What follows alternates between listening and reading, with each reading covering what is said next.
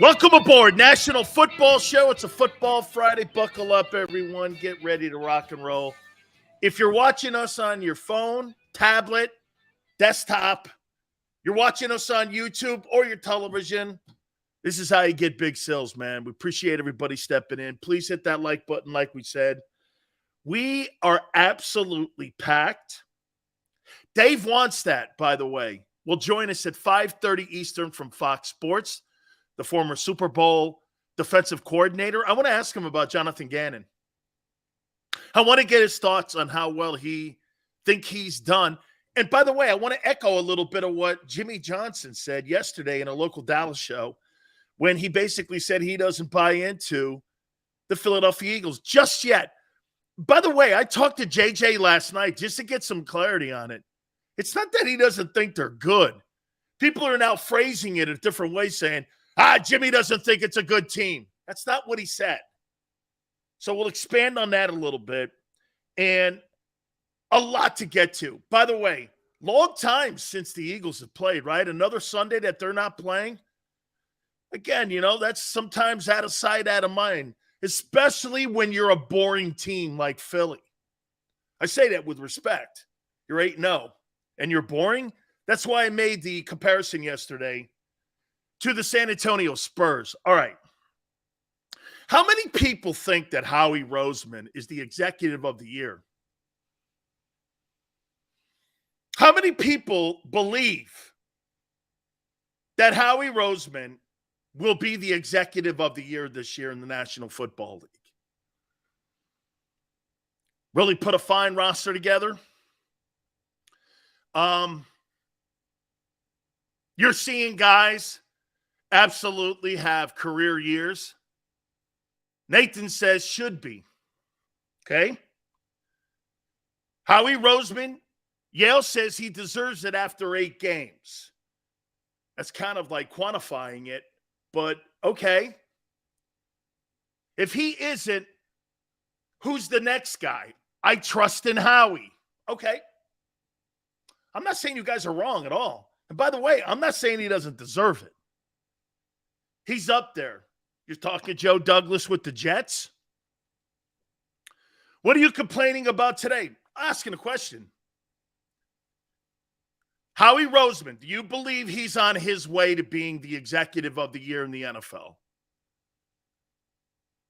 You can't make that call until the end of the season. However, the Eagles are overperforming during a supposed rebuilding year. Hey, JM, I don't know what you and I have done with one another, but I think your takes have been absolutely great the last 2 weeks. And as you and I got off to a bumpy start, I think I'm kind of like warming up to you a little bit here because I'm warming up to you. I like it. You're right. There's no one else in contention other than him. Chris says Joe Douglas should get it. Okay, can I add this into it now? So Howie Roseman's going to be the executive of the year in the NFL on the mess he created. He created a mess, and he's dug himself out of it. I think he has. And he's dug himself out of it. So he gets credit for creating the mess and digging himself out of the mess. Is that right? Flex, thank you. I was thinking hard on this last night. You say we don't really play anybody. You don't. I disagree. We're undefeated. We get everybody's best shot. Okay, but you haven't played anybody. You played 2 teams with winning records. I don't care how you want to quantify it. Didn't Roseman create this mess? Right? He did this. He's the guy that destroyed the 17 team. Now we're giving him rose petals because he dug himself out of something he created. So he gets kudos for that. It's got to be Roseman for a combination of those trades and free agent signings. Nathan, absolutely correct. It's not the drafting. Who's the GM down in Miami? Chris Greer. He's the general manager in Miami. hasn't hit on a quarterback, wide receiver, etc. He finally got it right with trades and a draft. I wouldn't say the mess was entirely on him. Maybe the Wentz deal was stupid, but at the time, I think most teams would have extended him. He regressed way too much. Well, how about his handling of Doug Peterson? How about his handling of Doug Peterson and how that thing all shook out? How he threw that last game. Xander says Hurts could shape up to be Howie's best pick. Howie Roseman's best pick is Nick Foles. The greatest pick he's ever had is Nick Foles. Plain and simple. You know why? Because when it mattered the most, that player gave him the most. No one else. He drafted him in a latter round. He stepped in and played. He delivered the city of Philadelphia a Super Bowl. No one in the 22 years that Howie Roseman has drafted or been part of the process is more valuable than what Nick Foles did for the football team. No one else. No one else. No one. Andrew, Dave Wannstedt's on today. Foles delivered. Shady McCoy, very good pick. Nick Foles is, by the way, didn't have the best career, had great moments, but delivered the most important thing. Jalen's a work in progress still. I agree with Xander. Could be. Again, there's another potential word. Could, potential, all of that. Hasn't happened yet. Foles is his greatest pick. No one else. Could talk free agents and all the trades he's made. No question about it. He's done a very good job. Slay's probably going to be right up there when it comes to his greatest trade. AJ's going to be in that conversation. We'll see what the impact they both have on winning a Super Bowl, because it all comes down to that. You don't validate your career as a general manager until you win one of these things. And he has. Now you start making yourself legendary when you start putting more than one.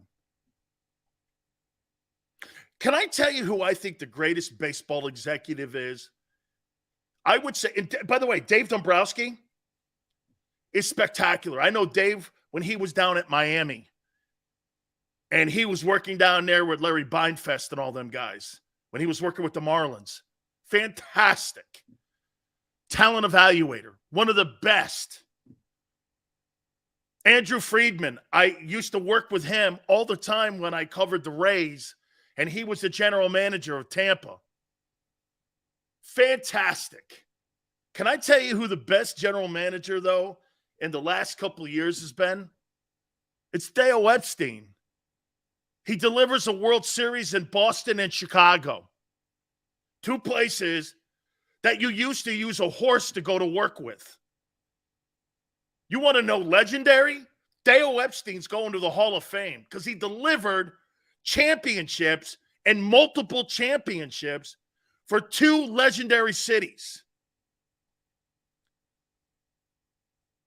Boston and Chicago. When you start making a name for yourself, and hey, Howie's done a great job. He has done a great job at putting this team together. But he was kind of responsible for the 4-11-1 team, wasn't he? I mean, if it falls at the feet of the GM, that's him too. Handling of Doug Peterson, the Wentz disaster, the throwing of the game at the end of the year 2 years ago, the whole thing was just ugly. Hey, by the way, thank you, Michael. I should be ashamed of myself. Happy Veterans Day to everyone out there. My apologies for not starting the show off with that. Okay? If you see a military person, thank them for serving our country. The fine men and women of this country that put themselves in harm's way, we can't thank you enough. Okay? We can't. We should have every day where we have Veterans Day. And for veterans in this country not to have the proper health care and proper housing situations, when we ask them to go fight for our country and our way of life and freedom, and not to treat them with due respect when they come back from their tours of duty, and having them living in a box on the street of Los Angeles, in my opinion, is atrocious. Republican and Democrat and independent should be ashamed of yourselves on how you handle the military people of this country. It's embarrassing. It's the most embarrassing part of America is how we treat our veterans. It's embarrassing. An American military person, man or woman, should not want for anything. So, happy Veterans Day. You guys are just absolutely the greatest team of all time. And our veterans, you guys are some of the most important people in our country's history. So I thank you. Anton, you could argue giving guys like Alshon Jeffrey contracts too early was a huge mistake. And like we just said with Carson Wentz, okay? They did jump the gun a couple times. Now, look, again, I agree with everyone. This is not a rip on Howie. I'm just saying, didn't Howie built this team back up? I'll tell you this. Let me give him some kudos on this. I can't believe how fast he's rebuilt the thing. This thing takes some process here, man. You don't just go like this. Super Bowl suck. There you are in 2 years. You're back in the room again. That doesn't work like that. With a whole new cast of guys, too. Coaches. Usually, when you rebuild, you got the same coach and GM in the building. That's what's been really cool. It's a whole new cast of folks. GT, Howie picked Hurts. We love the pick. Yeah, today you do. Worst contract Howie has given is the Fletcher Cox deal. You mean bringing him back? Fletcher has been a spectacular Philadelphia Eagle. Okay? That's old news, though. That's old news. He got lucky, Sills. Jalen saved his job. Great take. Great take. Michael, thank you, sir. Wow. Has Jalen Hurts? Maybe he will feel empowered to pay him then. That's a great take. Xander. Jalen Hurts saved Howie Roseman's job. Sean.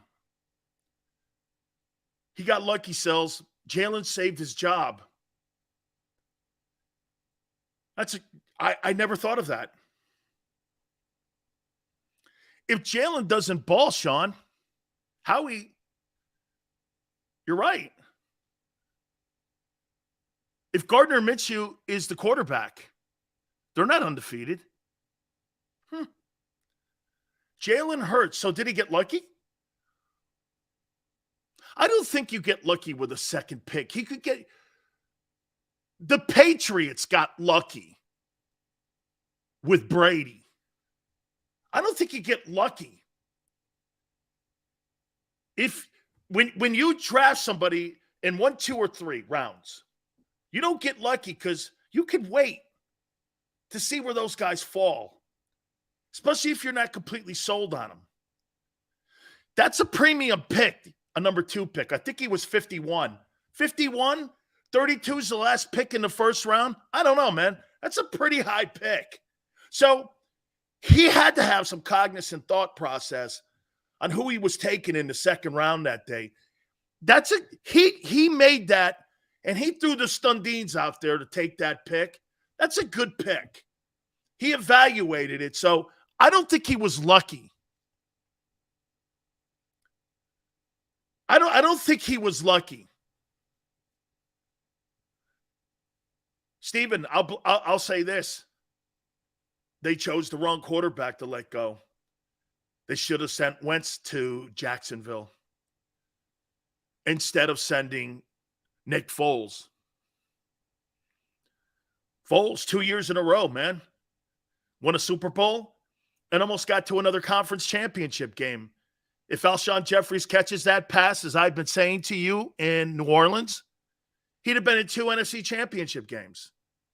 You're not going to send a guy away going to 2 NFC championship games. You're just not. I don't argue how he saved himself out by maneuvering the picks and getting multiple firsts. That's what started the upswing. In the second round, it's very educated guess, technically. You can't grade intangibles. Brian, he had to make and think about that pick. By the way, just to set it up, I've got the highest paid quarterbacks in the NFL. I want to hit on that. I want to show you about winning in the playoffs for quarterback records. We got week 10 of the National Football League. As I said, Dave wants that. We got a boatload of stuff. I'm going to get to something else here in a second. I'm going to move off Howie here in a second here. They absolutely should have kept Foles and developed Hurts behind him in a perfect world. That's Howie messing up, though, isn't it? They rolled the dice on the wrong guy. The guy that actually won the game for you. That must have been a very difficult decision for Jeffrey Lurie and Howie to make, to let Foles go. That had to be, you gambled. Let's go with Wentz. Look at how that completely set the franchise back for a few years. You're lucky because you may have gotten lucky with Jalen. Right? Jalen is his guy. Jalen may have saved his reputation. Maybe he will pay him. I'm glad I wrote what I wrote down now about the highest paid guys. Okay? Can I ask you about one of your players now? Let me ask you this. Who is this player? 0 catches, game 1. 7 catches, game 2. 8 catches, game 3. 3 catches, game 4. 10 catches, game 10. Here's the last 3 weeks. 5 catches, Cowboys. 5 catches, Steelers. 2 catches, Texans. You're right. It's Devonta Smith. Let's take a look at this and what he's done so far. So you're telling me he's got 12 catches in the last 3 weeks? First 2 weeks of the season, he had 7 combined. So you had 0 yards in the first game. You had 80 in the second. You had a hell of a game against Washington, who you're playing Monday night, 169 yards. Then watch this. You had 17 yards against the Jags. 87. Hey, I think anything over 75 is a good game and a good day in today's NFL. You had 87 against the Cards. Now watch this the last 3 weeks. 44 yards, 23 yards, and 22 yards. So in the last 3 weeks of the season, as the Eagles are 8-0, most important thing, you're 8-0. Nick goes like this. Smith slander by Sills. What, pointing out that you've only had 12 catches for, let's see, 67, 89 yards In 3 weeks, he's had 89 yards receiving and 12 catches. Takeaways. What's your takeaway on that? I'll give you – that's what I'm going to ask. What's your takeaway on that? Different weapon every week? I only think he's been a weapon twice this year. Out of the 8 games, he's only been a factor. By the way, let me circle back and go like this. I don't think this is Devonta's fault. But this is the same shit as last year. This is the same shit as last year. Not really concerned about it. Sills, you watching the games? I am. I'm talking about production here. I think it really depends on the matchup. No. I'm asking a question. My takeaway is the Eagles beat teams in so many different ways with AJ and Goddard. It's hard to feed everyone, okay? They're not using him right. How do you get him more involved? Here, let's do this. Leo goes, Sills, if it isn't broken, don't fix it. So you drafted a guy in the first round. It's not broken, don't fix it? By the way, I think he's a fabulous player, a fabulous teammate, a great talent. Not saying that. This is not this.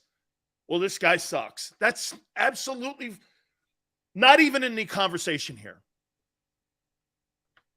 Not even in the conversation.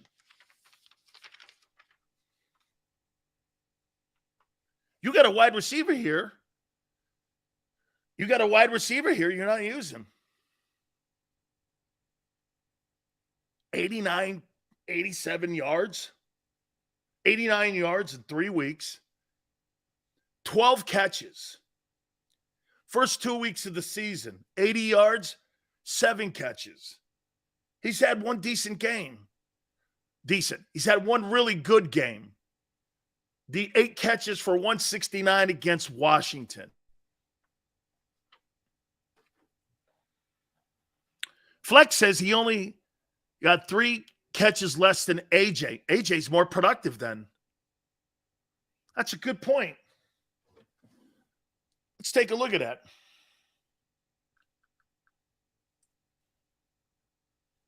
Let's take a look at that. How many receiving yards does A.J. Brown have? He's got 718. How many yards does Devonta Smith have? 442.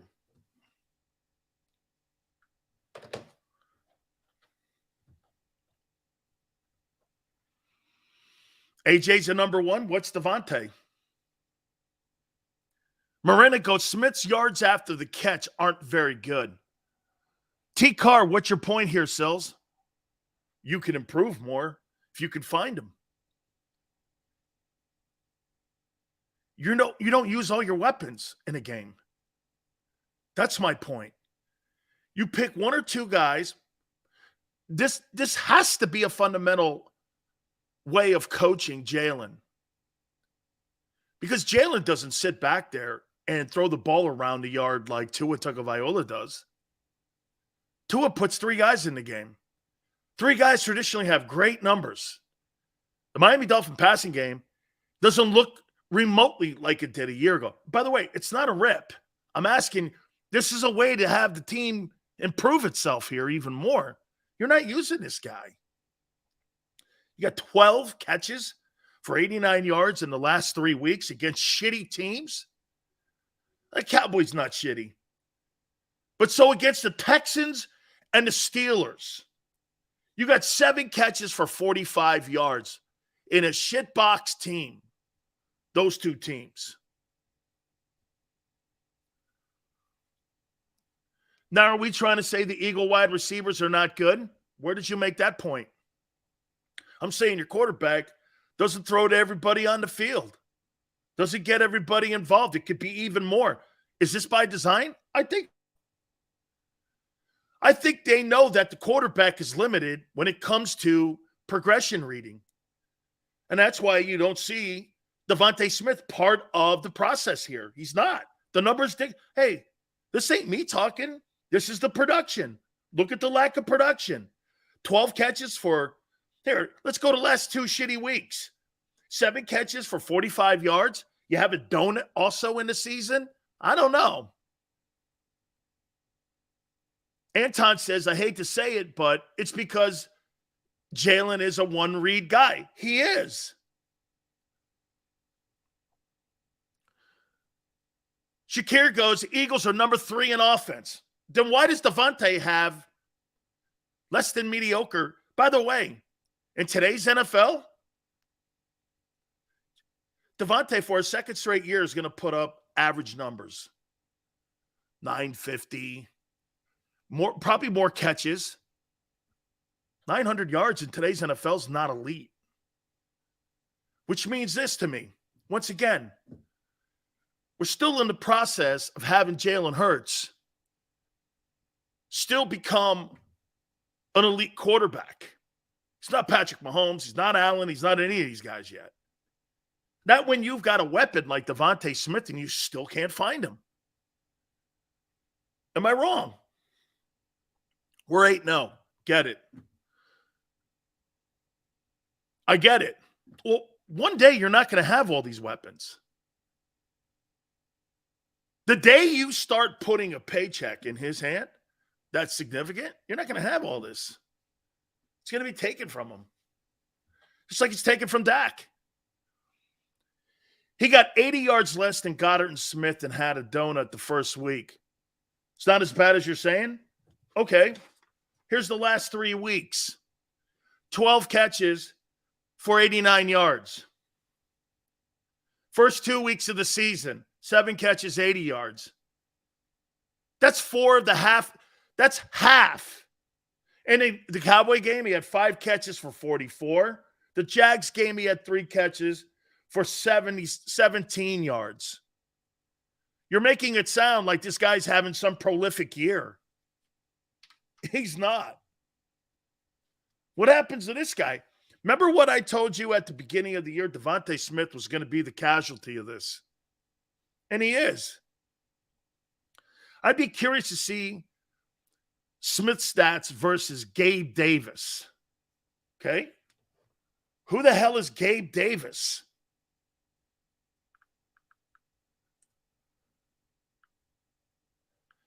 Gabe Davis stats. Buffalo Bills, that's right. Very nice.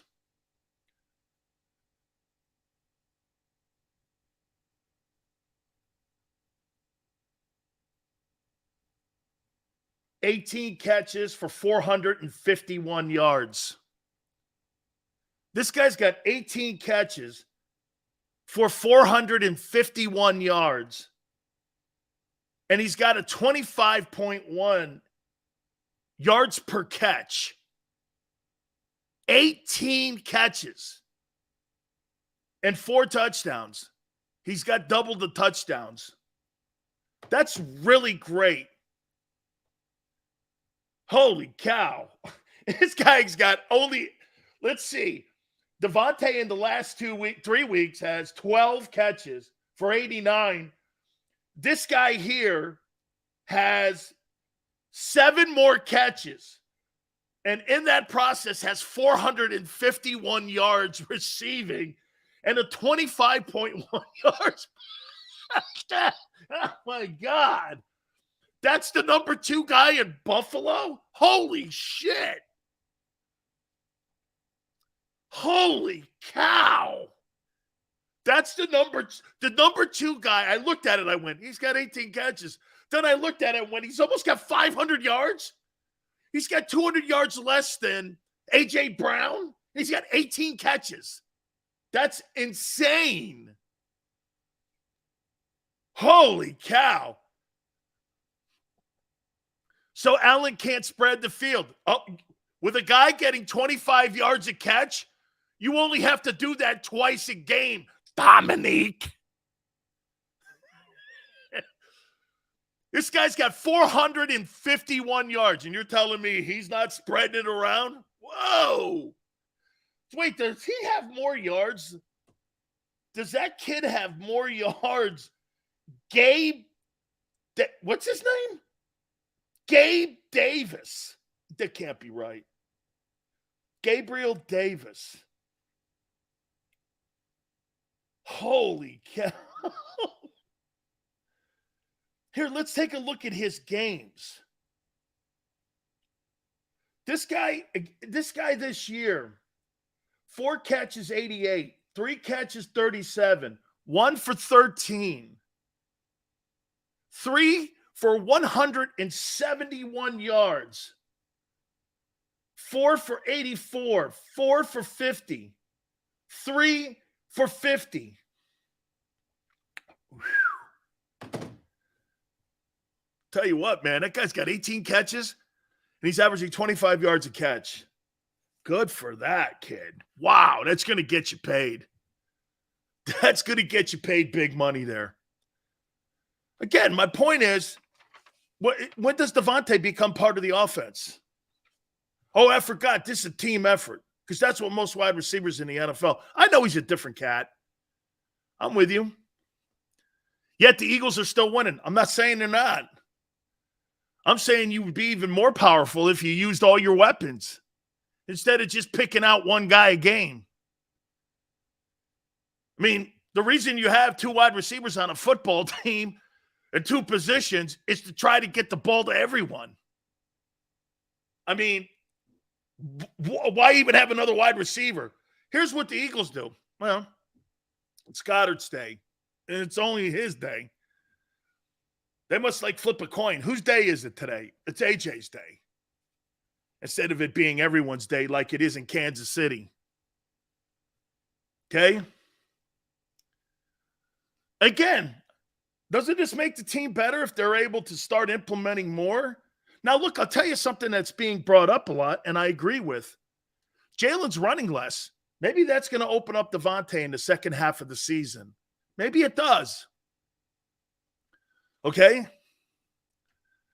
What do you mean it's coming to stir the pot? What are you talking about?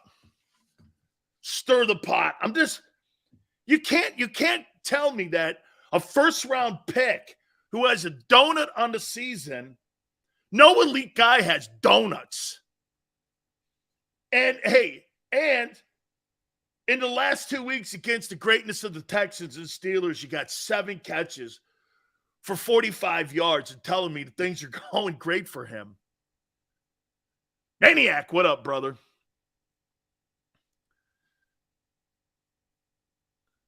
You're asking Jalen to do something he can't, Sills. He's not a progression guy. Okay. I doubt it hurts his field blind. Oh, I think he is. Sills Deverson had a donut in week 2. Did he? Okay. Sills, I agree with you spreading the ball for more decisions for Hurts. Michael, it only makes him better, wouldn't it? Right? Just saying. I looked at those Devonta Smith numbers and went, damn. And you got a guy, Gabriel Davis, who's averaging 25 yards a catch, and he's the number 2 guy. And he's got more yards on 18 catches than what Smith does, who has a few less catches than A.J. Brown. Okay. And that's going to still translate into him having a 1,000-yard season? No, not happening. Not happening. All right. The next 9 weeks –